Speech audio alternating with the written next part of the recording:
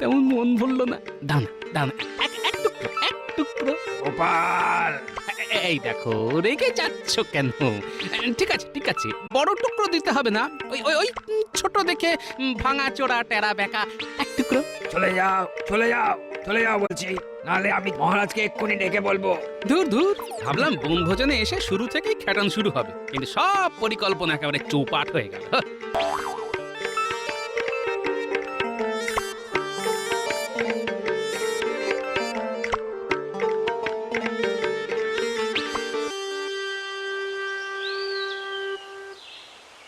সারা দিন ভিক্ষে করেও দুমুঠো চালের বেশি কিছুই পেলাম না। ভাতের সাথে ছেলেটাকে যে কি খেতে দেব।